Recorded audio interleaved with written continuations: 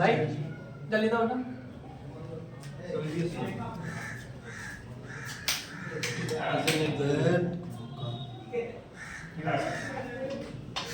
তো আমরা আগের ভিডিওতে আমরা ওয়ার্ল্ড ম্যাপের আমরা দেখেছিলাম যে কতগুলি মহাদেশ আছে, মহাসাগর আছে।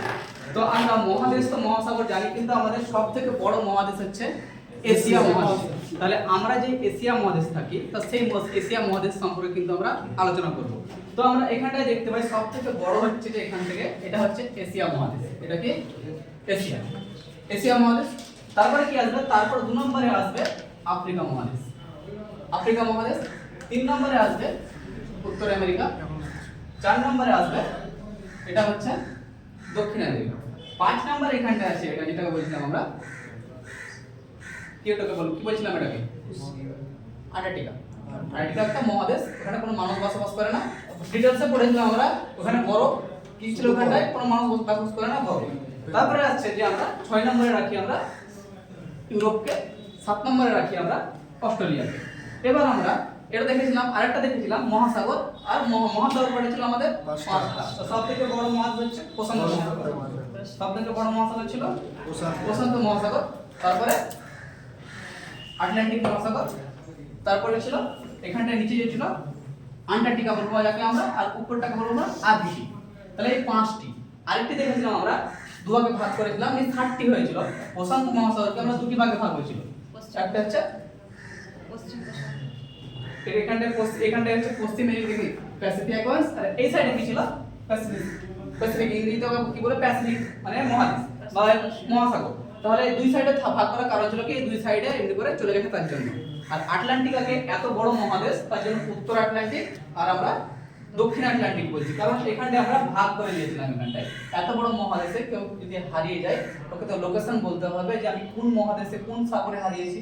তার জন্য এটাকে আমরা উত্তর নাম রেখেছিলাম, আর এখানটায় আমরা দক্ষিণ নাম রেখেছি। কিন্তু একটাই নাম হচ্ছে আটলান্টিক মহাসাগর। দিয়ে আমরা 7টা মহাসাগর আমরা কিন্তু পূরণ করেছিলাম। আমরা আজ যেটা আমরা পড়বো সেটা হচ্ছে আমরা এশিয়া মহাদেশ।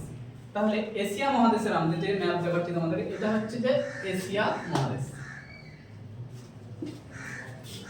এশিয়া মহাদেশে টোটাল 48টি দেশ আছে।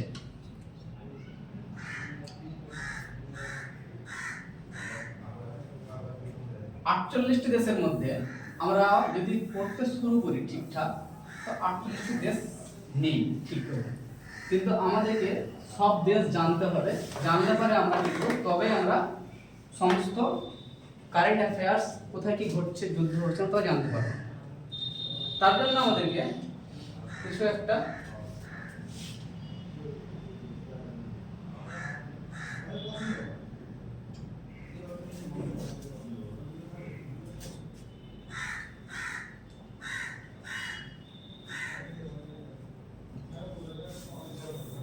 পুরোটাই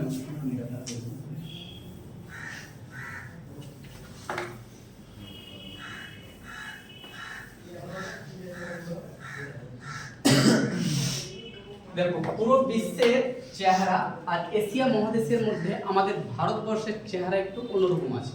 তো আমরা এটা হচ্ছে পুরোটা হচ্ছে এশিয়া মহাদেশ, এখান থেকে এতদূর এশিয়া মহাদেশ মনে করো।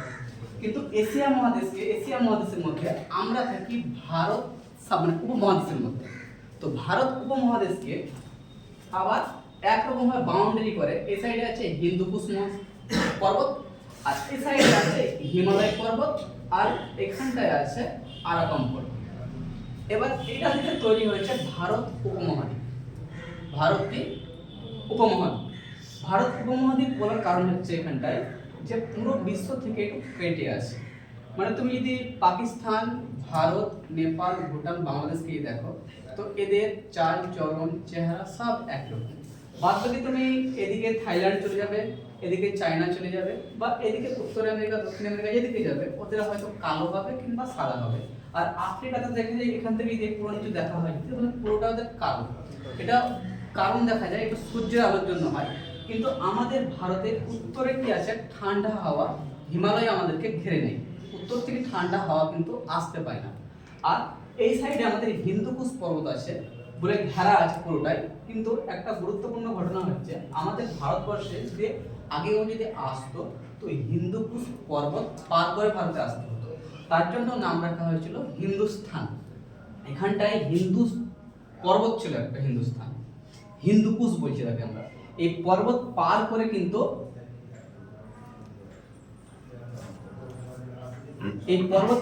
কিন্তু ভারতে কিন্তু ঢুকতো, তার জন্য ভারতকে নাম রেখেছে হিন্দুস্থান। এবার এই পর্বত যখন করলো যখন এইদিকে, এবার এই পর্বত পার করার পর আমরা ভারতবর্ষে ঢুকলাম। এবার এইদিকে যদি দেখা হয় আরাকান পর্বত হচ্ছে বাউন্ডারি করে মায়ানমারের সঙ্গে ভারতবর্ষ। এই তিনটি দিকে ঘেরার কারণে এই ভারত সাবকন্টিনেন্টের মধ্যে 5টি-6টি দেশ আছে। 1 নম্বরে হচ্ছে ভারত, 2 নম্বরে হচ্ছে পাকিস্তান, 3 নম্বরে হচ্ছে নেপাল, 4 নম্বরে হচ্ছে ভুটান, 5 নম্বরে হচ্ছে বাংলাদেশ। তাহলে ভারত উপমহাদেশের মধ্যে এই 5টি দেশ আসবে। এদের মধ্যে আসবে না কে? শ্রীলঙ্কা। কেন আসবে না? কারণ এখানটায় জলেও কেটে আছে, তার জন্য ও আসবে না। এখান থেকে একটি কোশ্চেন করতে পারে ভারতীয় উপমহাদ্বীপের মধ্যে এদের মধ্যে কে নয়। অপশন দিবে ভারত, পাকিস্তান, নেপাল, শ্রীলঙ্কা। তাহলে পাকিস্তান এইরকম করে হবে শ্রীলঙ্কা। এটা আমরা দেখে নিলাম। এরপরে আমরা যাবো এবার পুরো এশিয়ান ম্যাপে আমরা যাবো। তো এশিয়ান ম্যাপে যাওয়ার আগে এটা পুরোটা বাকি।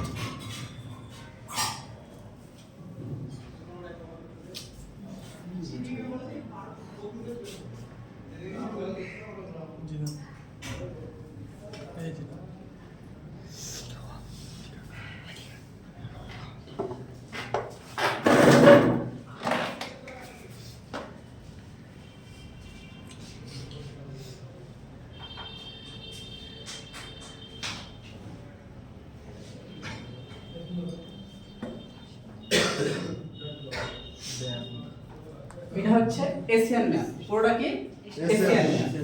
কিন্তু আমরা এশিয়ান ম্যাপের মধ্যে আমরা সার্ক তৈরি করেছি। সার্ক একটা হচ্ছে সংগঠনের নাম। এটা তৈরি হওয়ার পেছনে অনেক একটা কারণ আছে, এটা ব্যাকগ্রাউন্ডে আমাদেরকে যেতে হবে। তাহলে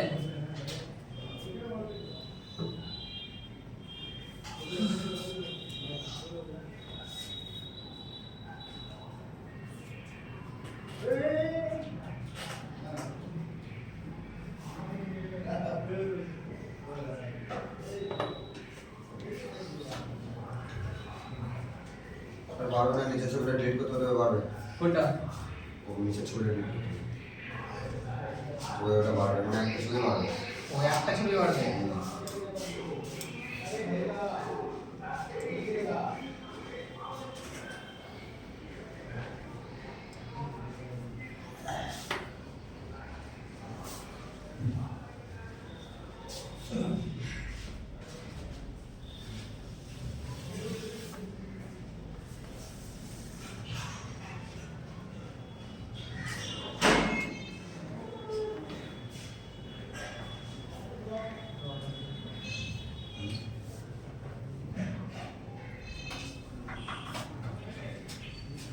ছবিটা বড় বানা।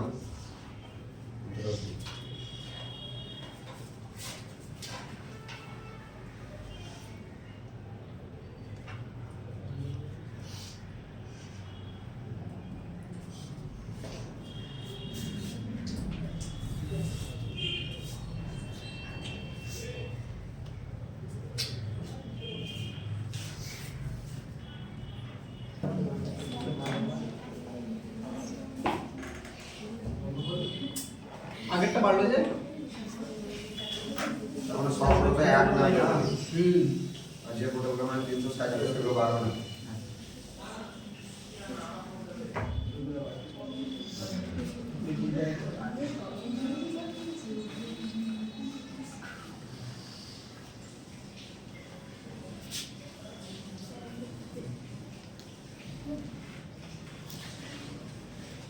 স্যার এখানটা ক্লিক করুন, যেটা বাড়ানো হবে ক্লিক করুন। পেন্সিলে ক্লিক করুন, তারপর ওটাতে ক্লিক করুন। যাওয়া বাড়ানো।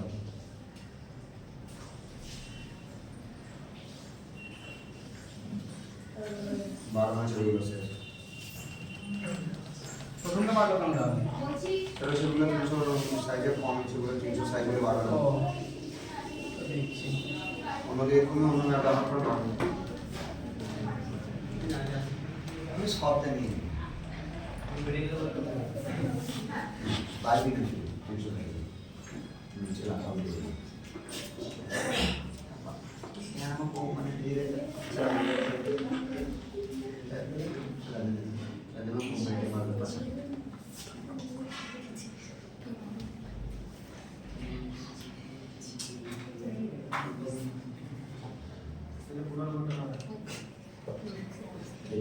তো এটাই মনে করো আর বাড়াবো না এই থাক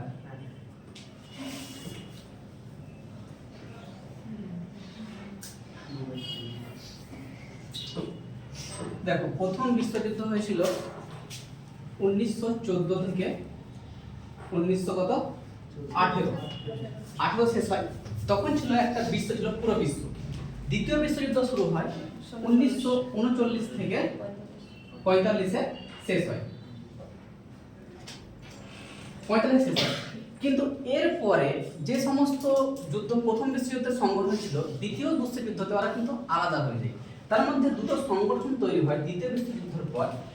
এইদিকে বলছে একটা সংগঠন হচ্ছে ইউনাইটেড স্টেট আমেরিকা, এ বলছে আমি পাওয়ারফুল শক্তিশালী, আর এদিকে হচ্ছে রাশিয়া, আমি হচ্ছি শক্তিশালী। এবার 1945-এর পর কিন্তু 2 বছর পর আমাদের ভারত স্বাধীন হয় 1947-এ। কিন্তু 47-এ যখন আমাদের প্রথম প্রধানমন্ত্রী জওহরলাল নেহরু যখন হয়, তখন আমাদের একটা টেনশনে পড়েছিলাম আমরা কোন বিশ্বের সঙ্গে যোগ হব। একটা আমরা ভারতবর্ষ, আমরা এখানটায় ভারতে থাকছি, আমরা দেখো এটা হচ্ছে ভারতবর্ষ। আমাদের একটা টেনশনে পড়েছিলাম আমরা হয় যদি আমরা আমেরিকার সঙ্গে যুক্ত যদি হয় তাহলে একটা বড় নাম হবে আমাদের, একটা ডেমোক্রেটিক একটা ভাব আসবে। আর রাশিয়ার সঙ্গে যদি যুক্ত হই আমরা তো কমিউনিস্টের মতাদর্শ আলাদা আর ডেমোক্রেটের মতাদর্শ আলাদা।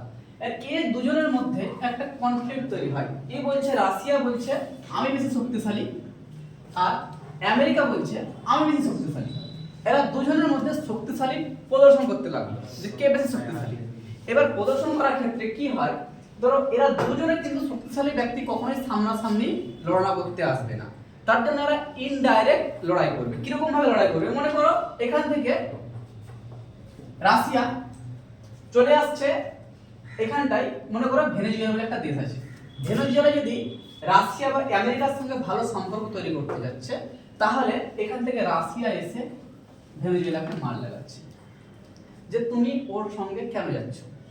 এবার মনে করো এখানটায় যে আমরা ইউক্রেন দেখছি, ইউক্রেন আমেরিকার সঙ্গে হাত মেলাতে যাচ্ছে, ন্যাটোতে যোগদান হতে যাচ্ছে, তার জন্য কি করছে রাশিয়া ইউক্রেনকে পিটতে শুরু করছে তো কেন যাবি, তো কেন যাবি। এরকম করে 1945-এর পর 1945 থেকে 1991 পর্যন্ত একটা বড় সংগঠন চলে, আমি বেশি শক্তিশালী না তুই বেশি শক্তিশালী। এইখানটায় কিন্তু এসে শেষ হয়, কিন্তু শেষ কিন্তু এখনো হয়নি। রাশিয়া যে এত বড় দেশ, বিশ্বের সব থেকে বড় দেশ রাশিয়া, 15টা দেশে ভাগ হয়ে যায় 1991 সালে, কিন্তু তারপরেও কিন্তু ও এখনো বিশ্বের সব থেকে বড় দেশ হয়ে আছে। তো এর পেছনে কারণ হচ্ছে, অনেকগুলো কারণ হচ্ছে যে 1991-এর পর একটা নাম রাখা ঠান্ডা লড়াই শান্তি হয়ে যাবে, কিন্তু এখনো শান্তি হয়নি। বিশ্বের মধ্যে যে জায়গায় যুদ্ধ হচ্ছে বা লড়াই হচ্ছে, এদের মধ্যে হয় রাশিয়ার হাত থাকবে কিংবা আমেরিকার হাত থাকবে। কেন থাকবে, এরা চায় যে দুনিয়া বা পৃথিবী সবসময় অশান্তিতে থাকবে। আমেরিকা যুদ্ধ চাই কেন, আমেরিকাতে বেশি বড় বড় বোম্বার জাহাজ, হেলিকপ্টার, পেয়ার বোম্বা তৈরি করে। এবার মনে করো পাকিস্তান ভারতের সঙ্গে যুদ্ধ করবে, তো যুদ্ধটা লাগাবে কে, আমেরিকা এসে লাগাবার পর বলবে যে তুমি তো লড়াই করতে যাবে, যুদ্ধ করছে, তোমাকে করার জন্য হাতিয়ার লাগবে। আমার লেটেস্ট হাতিয়ার এসেছে F-15 জাহাজ, তুমি কিনে নাও, তোমাকে যুদ্ধতে সহায়তা করবে। এবার তখন ও আমেরিকার কাছ থেকে কিনবে। আর আমাদের যখনই ও F-15 জাহাজ দিয়ে দিল যখনই আমেরিকা, তখন আমাদেরকে বাঁচানোর জন্য রাশিয়ার কাছে আমাদেরকে দৌড়তে হবে। আমরা ইন্ডিয়া, আমরা রাশিয়ার কাছে যাব, কি বলবো ও তো F-15 বোম্বার নিয়েছে, আমাদেরকে বাঁচার জন্য আমাদেরকে S-400 মিসাইল কিনতে হবে। মিসাইল কিনতে হবে। ও যখন অ্যাটাক করবে রাতে, তো আমাদেরকে সেটাকে তো কভার করতে হবে, তার জন্য আমাদেরকেও কিন্তু কিনতে হবে। এবার যুদ্ধ ক্ষতি হচ্ছে কাদের? পাকিস্তানের, ভারতের। লাভ হচ্ছে কার? আমেরিকার আর রাশিয়া। পৃথিবীতে পাওয়ারফুল যতগুলো দেশ আছে, ওদের যুদ্ধ হলে ওদের লাভ হবে, শান্তি হলে ওদের লাভ হবে। শান্তিতে কি করবে ওরা? পরিচালনা করবে। ওদের দেশে যে সমস্ত গৃহ আছে বা গম আছে উৎপাদন করছে, সেগুলো দিয়ে দিবে, আমরা কিনতে হবে আমাদেরকে। শান্তিতে থাকলে ওদের ব্যবসা বাড়বে, অশান্তি থাকলে ওদের ব্যবসা বাড়বে।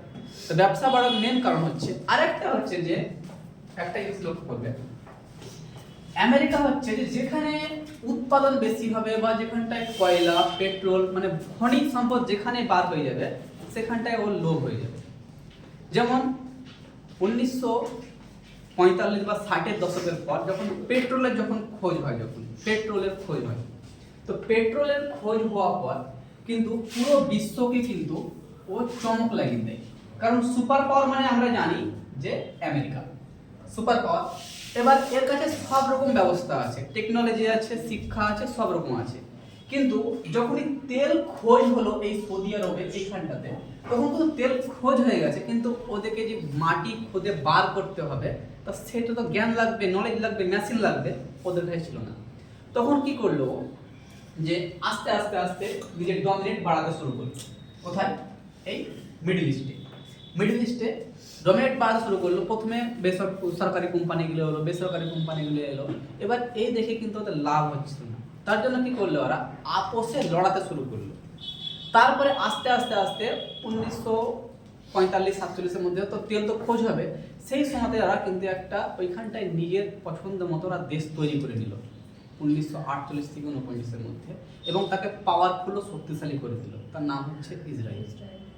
ওকে তৈরি করেছে আমেরিকায়। তৈরি করার পেছনে অনেক কারণ আছে। ওরা প্রথমে আমেরিকাতে থাকতো, জনগণের সংখ্যায় বেশি হতো, এবং আমেরিকায় যারা খ্রিস্টান ওদেরকে দেখে একটু চড়তো, কারণ ওদের শিক্ষায় বেশি ইহুদিরা, এবং ওরা বড় বড় পোস্টে চলে যাচ্ছে। তাদের জন্য এদেরকে এই মিডল ইস্টে নিয়ে আসা হলো, নিয়ে ওদেরকে 1948 সালে গণতান্ত্রিকভাবে একটা দেশ দেওয়া হলো।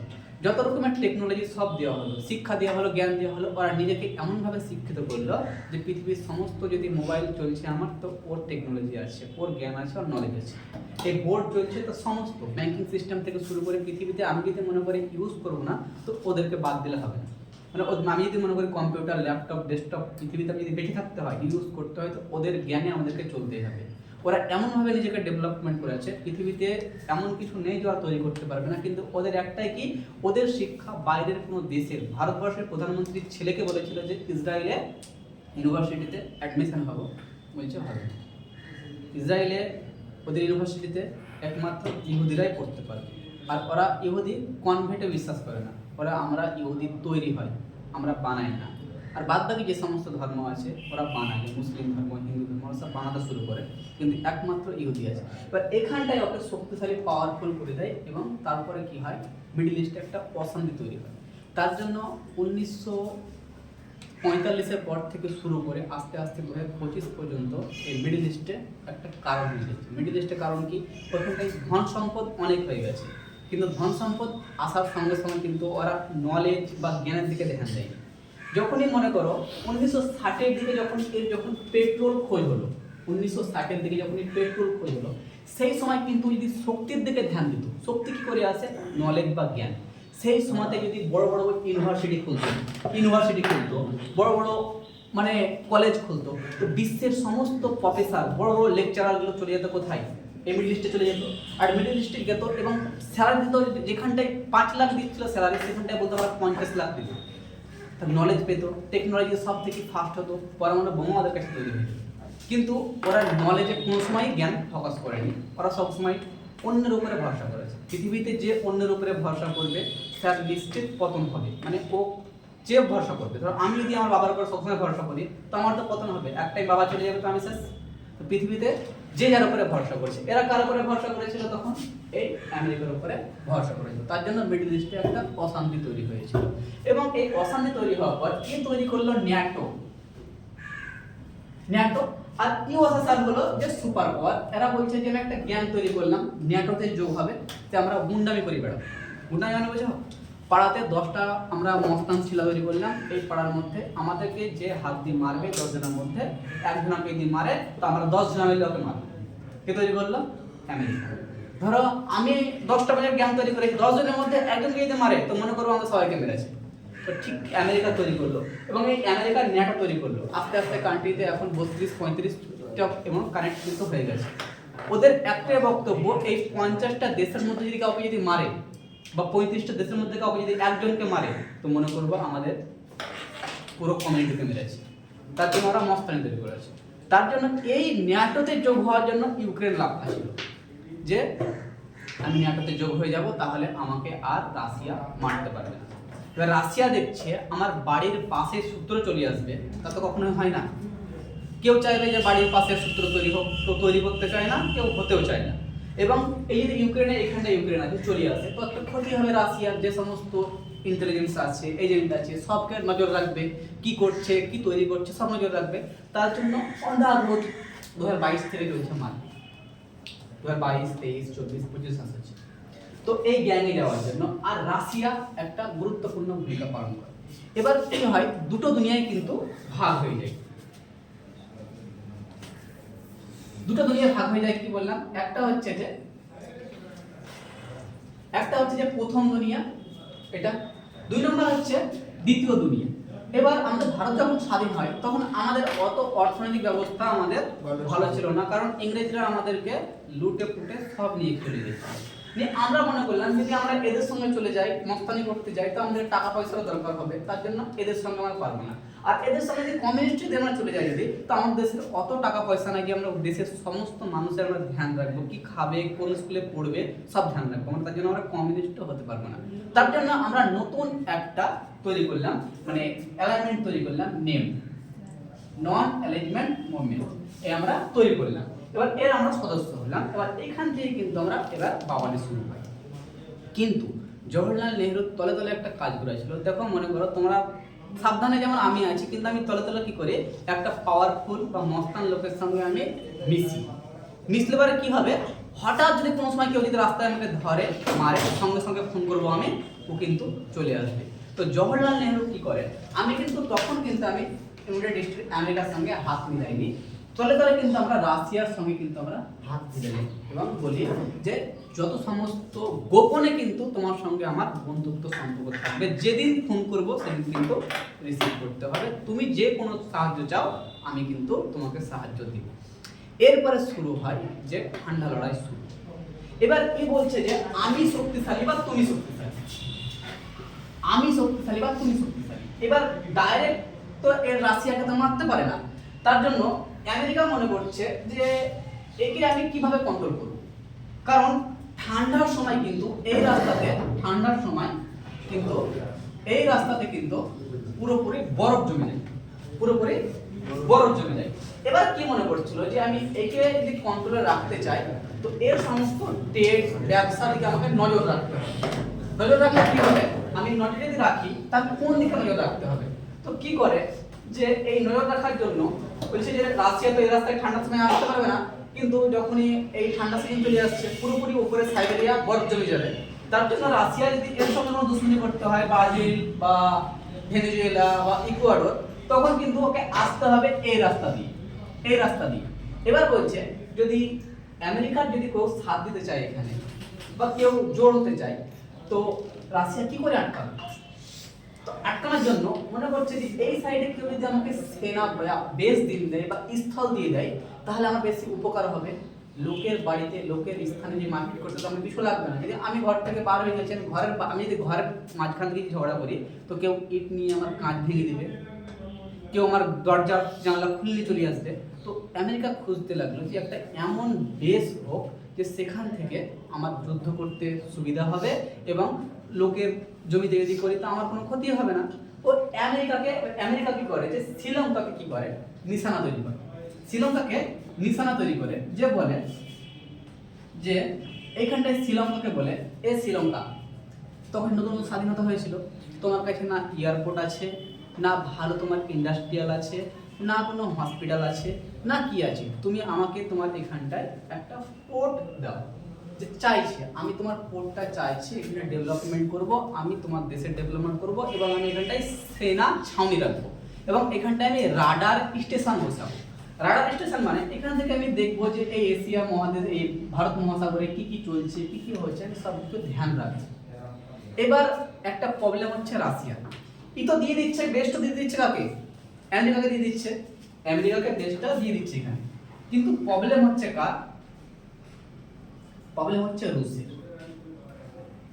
এবার রুশ দেখছে যদি আমি এই সময় ঠান্ডার সময় যদি এদিকে না যেতে পারি, তা আমাকে এদিকে যেতে হয়, মাঝ রাস্তায় যদি আমাকে মার লাগিয়ে দেয়, তা আমাকে বাঁচানোর কেউ থাকবে না। সেই সময় ভারতের প্রধানমন্ত্রীকে ফোন করে, সেই সময় ভারতের প্রধানমন্ত্রী ছিল ইন্দিরা গান্ধী, বলছে এই যে রাডার স্টেশনে বসে আছে যেমন করে হোক একে দূর করতে হবে, তার জন্য যত রকম সাহায্য করতে হয় আমি করব। এবার কি করে এখানটায় যখন সাহায্য করতে হয় তখন এবার এখানটায় কিন্তু বাওয়ালি এবার কিন্তু শুরু হবে। তো এবার এখানটায় বাওয়ালি শুরু হবে, আমরা শ্রীলঙ্কার ম্যাপে যাবো, আমরা এবার শ্রীলঙ্কার ম্যাপে যাই, তবে আমরা ভালো বুঝতে পারবো। এবার আমরা আস্তে আস্তে আস্তে আমরা শ্রীলঙ্কাতে ঢুকবো, মানে এতটুকু পর্যন্ত আমরা বুঝতে পারলাম 1945 থেকে ম্যাপের একটা কালচারটা। এবার আমরা শ্রীলঙ্কাতে যাবো, এবার স্যার একটু বাইরে থেকে আসো। যাবো।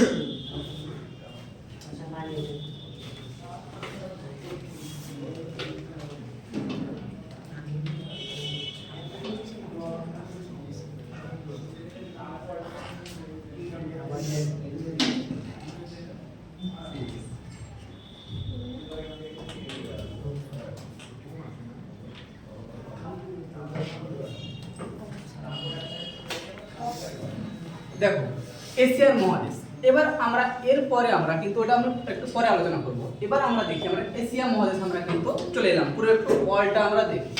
এশিয়া মহাদেশের মধ্যে এবার আমরা একটা সংগঠন তৈরি করব, আমরা সেই সংগঠনে অনেকগুলো কাজ থাকবে, কিন্তু সংগঠন তৈরি করতে গেলে তো হবে না। সংগঠনে আমরা এশিয়াকে আমরা 4টি ভাগে আমরা ভাগ করে দিতে হবে।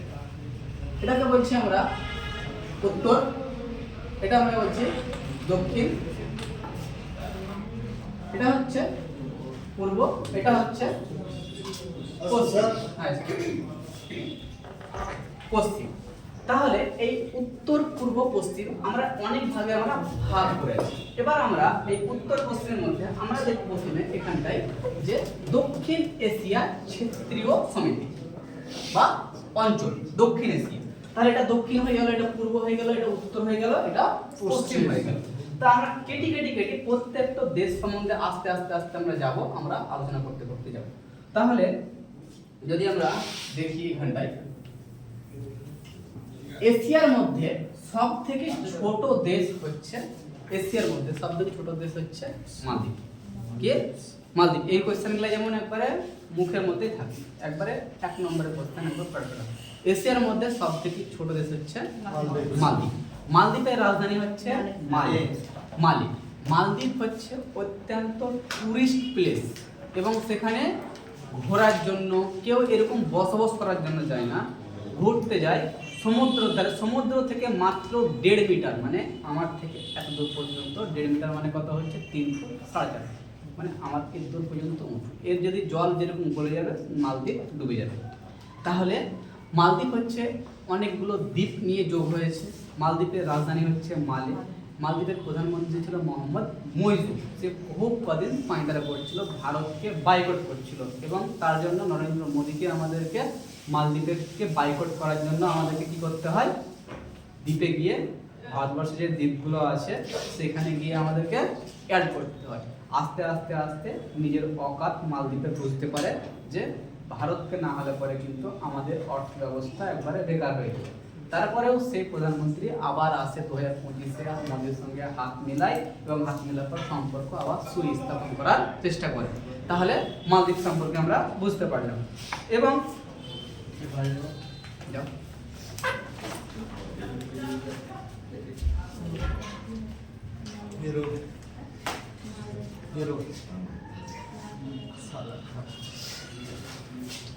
হ্যালো মালদ্বীপ। এবং এই মালদ্বীপ আমরা দেখলাম, কিন্তু আমরা সার্ক দেখছিলাম।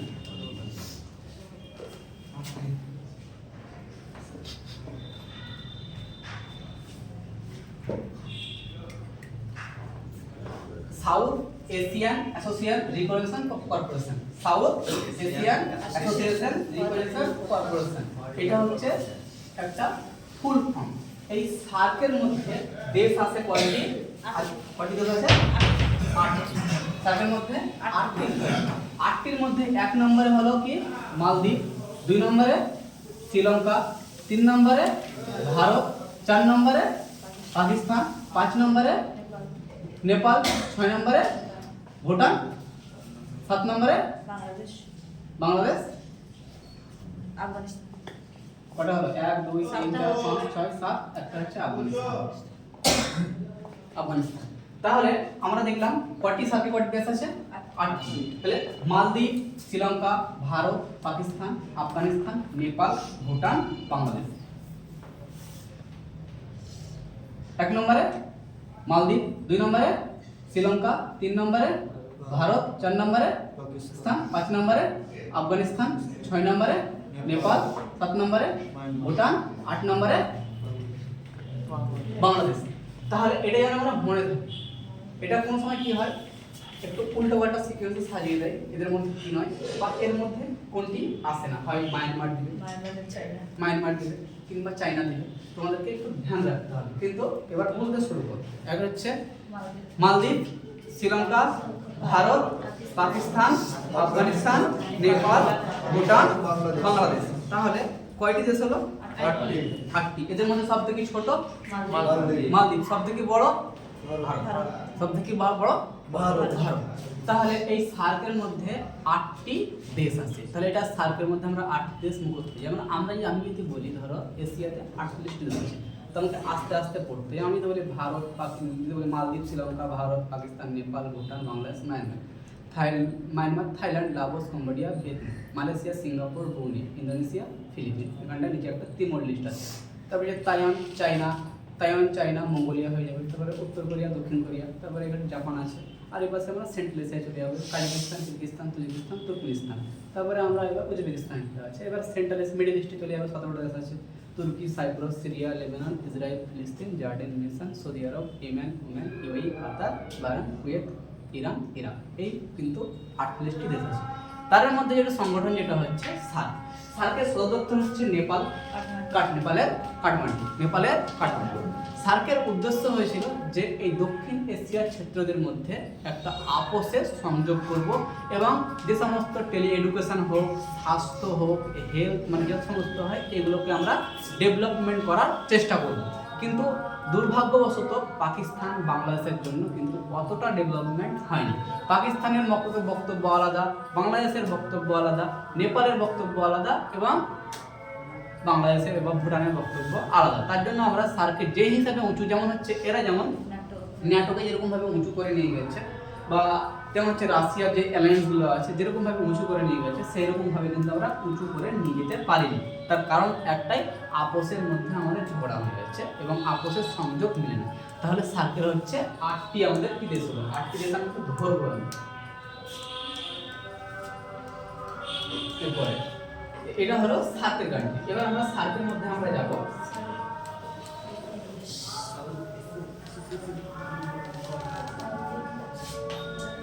সার্কের মধ্যে আমরা মালদ্বীপ দেখলাম আমরা। এবার দেখবো আমরা শ্রীলঙ্কা।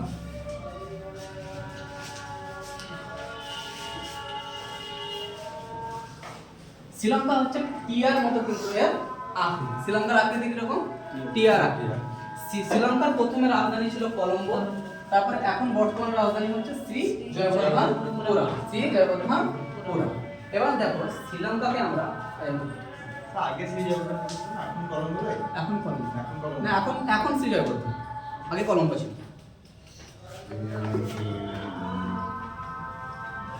দেখে না তোমার ছবিটা পাঠিয়ে ছবি দেখে না,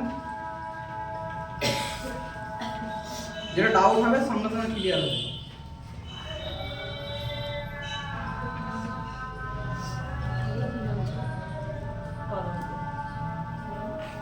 শ্রী জয়বর্ধনপুরম আগে ছিল কলম্বিয়া, কলম্বো। কলম্বো ছিল। তাহলে আমরা যদি দেখি এখানটায়, তো শ্রীলঙ্কাকে আমরা দেখছি একটা টিয়ার আকৃতি। শ্রীলঙ্কার একটা কনফ্লিক্ট হয়েছিল, এটা আমরা হচ্ছে লিফটে কনফ্লিক্ট। লিফটে কনফ্লিক্টে যাওয়ার আগে আমরা দেখবো শ্রীলঙ্কাকে আমরা দুভাগে ভাগ করি। উপরকার অংশটাকে বলে জাফনা,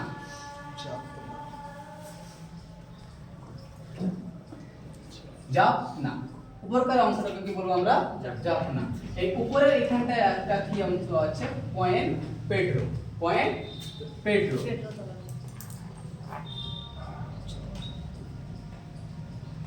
পয়েন্ট পেড্রো কোথায় আছে? শ্রীলঙ্কা উপর দিকে। আর এই উপর থেকে জাফনার সঙ্গে দক্ষিণ এশিয়ার সঙ্গে কানেক্ট করে যে পাস বা ঘাঁটি, তাকে বলি আমরা এলিফ্যান্টা। কি বলবো আমরা? এলিফ্যান্টা। এলিফ্যান্টা। এগুলো সব আমরা তোমাকে মেট্রিক দিয়ে দেবো এখানটায়। এলিফ্যান্টা পাস, এই একটা গুরুত্বপূর্ণ। এবার এইখানে দেখো উপরের অংশটা তামিল বেশি ডমিনেট করে। কারণ আমাদের এখানটায় যে কেরালা যে রাজ্যগুলো আছে,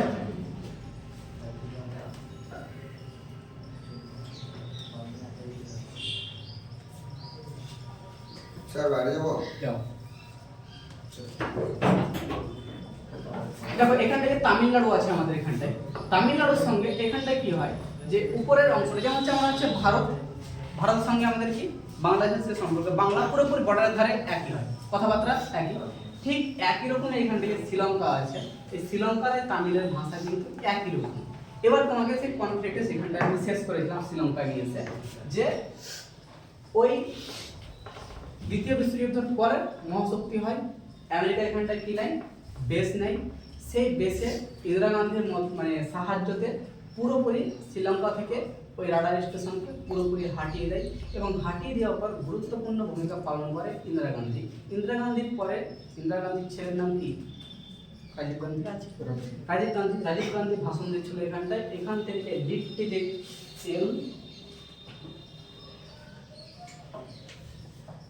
LTT, এটা হচ্ছে একটা আতঙ্কবাদী সংগঠন, আতঙ্কবাদীকে সংগঠন। এই শ্রীলঙ্কাতে যতগুলো সংগঠন হয়েছে, এই থেকে গুরুত্বপূর্ণ সংগঠন হচ্ছে এটা liberation tiger Tamil. Liberation tiger Tamil LT, এটাকে ফুল ফর্ম আমি দিয়ে দেবো, গ্রুপে দিয়ে দেবো আমি পুরোটাই। এলটি এটা হচ্ছে একটা, এর আগে ছিল LTO, কিন্তু এটা থেকে ডোমিনেট করে একে মেরে এরা কিন্তু নিজের ডোমিনেটসে যায়। এবং এই সংগঠন কি করে, ম্যাক্সিমাম 5 থেকে 6 লাখ মানুষকে কিন্তু এখান থেকে একটা মানে কনফ্লিক্ট তৈরি করে, যে যখনই আমেরিকাকে যখনই রাডার স্টেশন এখানটায় দিচ্ছিল তখনই এই ভারতের ইন্দিরা গান্ধী তখনই কি করে, এই লিড থেকে জন্ম দেয় বলে এখানটায় কনফ্লিক্ট তৈরি করো, যে উপরে যে জাফনা অংশটা আছে, এই জাফনা অংশটা আছে এটা দুভাগ হবে। এবার শ্রীলঙ্কার মানুষ ছিল লাগে যে এমন একটা শ্রীলঙ্কা ছোট, একে দুভাগ কি করে করা যায়, এবং দুভাগ করা যায় তখন আস্তে আস্তে মার কাটাকাটি হলে যখন বুঝতে পারলে যে আমরা আমেরিকাকে সেনা ক্ষেত্র বা বেস দিয়েছি, তার জন্য এই ঘটনা ঘটছে। তখন নিজের ভুল বুঝতে পারলে তখনই আমেরিকাকে এই শ্রীলঙ্কা থেকে কিন্তু তাড়িয়ে দেয়। তাহলে এখান থেকে একটা ঘটনা বুঝতে পারা গেল যে ঠান্ডা লড়াই এখানে চলছে, কারণ না আসছে রাশিয়া, না আসছে আমেরিকা। এখানটায় নিরীহ মানুষ মারা গেল শ্রীলঙ্কার 5 থেকে 6 লাখ, এখানটায় হলো একটা ঘটনা।